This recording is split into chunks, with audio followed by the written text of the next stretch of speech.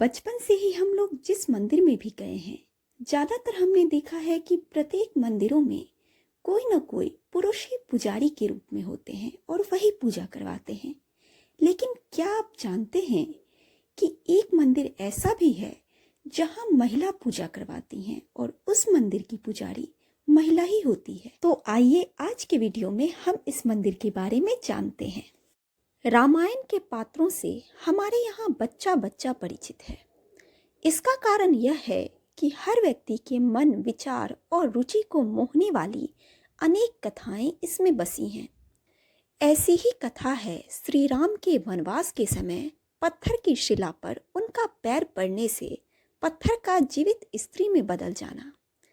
यही अहिल्या थी जो भगवान राम के स्पर्श से श्राप मुक्त हुई थी। लेकिन प्रश्न यह उठता है कि अहिल्या को श्राप क्यों मिला, वे पत्थर की शिला कैसे बन गई थी। भारतीय पौराणिक कथाओं की एक विशेषता यह भी है कि एक कहानी में दूसरी कहानी मिलकर एक कड़ी बनाती जाती है। अहिल्या की कहानी भी कुछ इसी तरह की है। भारतीय पौराणिक कथा के अनुसार अहिल्या महर्षि गौतम की पत्नी थी। ज्ञान में अनुपम अहिल्या स्वर्गिक रूप गुणों से संपन्न थी। अपने अतुलनीय सौंदर्य और सरलता के कारण वे अपने पति की प्रिय थीं। इसके साथ ही वे अपने पति के प्रति पूर्ण रूप से समर्पित थीं। इसीलिए उन्हें सती अहिल्या का नाम मिला था।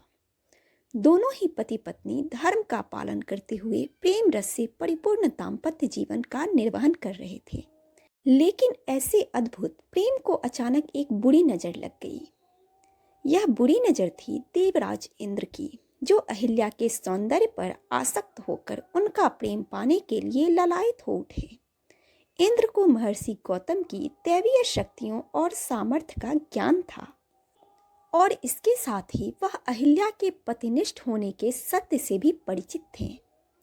इंद्र के पास इन शक्तियों से पार पाने का सामर्थ्य नहीं था, पर वह अहिल्या को भूलना भी नहीं चाहते थे।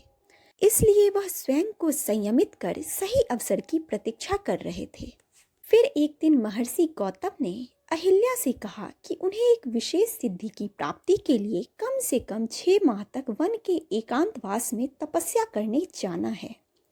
अहिल्या ने उन्हें सहमति देते हुए उनकी प्रतीक्षा करने की बात कह विदा कर दिया। इंद्र बस ऐसे ही एक अवसर की प्रतीक्षा जाने कब से कर रहे थे।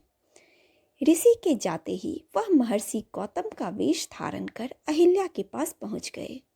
पति को वापस देख जब अहिल्या चौंकी तो उनसे प्रेम जताते हुए कहा कि उनके सौंदर्य पाश ने वन में जाना असंभव बना दिया, इसलिए तपस्या का विचार छोड़कर वापस आ गया। और फिर वे दोनों पहले से भी अधिक प्रेम से जीवन का आनंद लेने लगे। देखते ही देखते 6 माह का समय बीत गया और एक दिन अहिल्या ने सुबह सवेरे अपने आंगन में अपने पति की पुकार सुनी, जबकि ऋषि का रूप धरे इंद्र तब तक सो ही रहे थे। एक पल में ही अहिल्या को अनर्थ का ज्ञान हो गया। महर्षि गौतम को सामने पाकर अहिल्या पत्ते की तरह कांपते हुए उनके चरणों में गिर पड़ी। तब तक इंद्र को भी ऋषि के आने का आभास हो गया था, तो बिना देरी किए वह वहां से भाग निकले। अहिल्या से सारा वृतांत जानकर ऋषि क्रोध से भर उठे और तुरंत ही उन्हें श्राप दे दिया कि जिस स्त्री को अपने पति के स्पर्श का भान न हुआ वह जीवित नहीं हो सकती।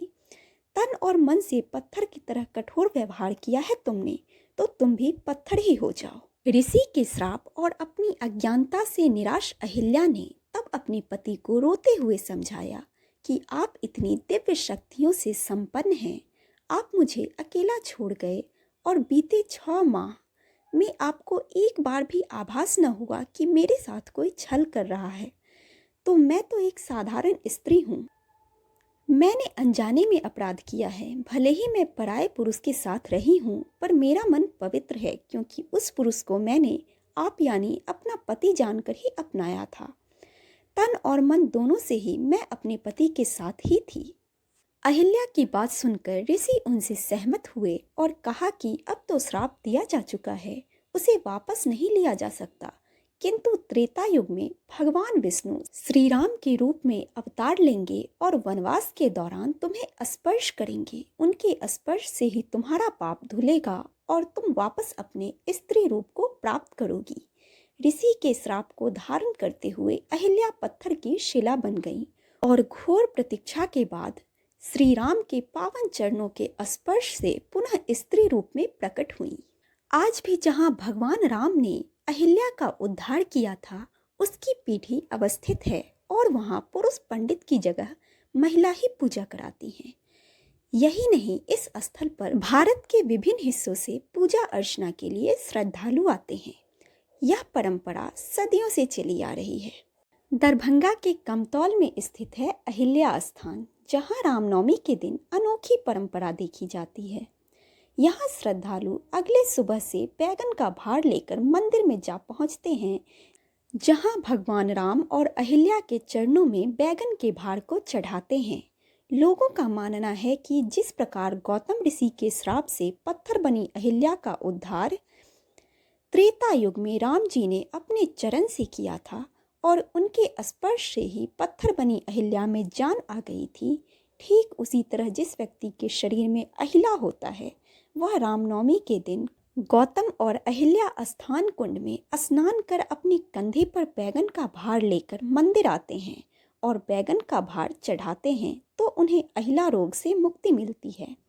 अहिला इंसान के शरीर के किसी भी बाहरी हिस्से में हो जाता है जो देखने में मत्स्य जैसा लगता है।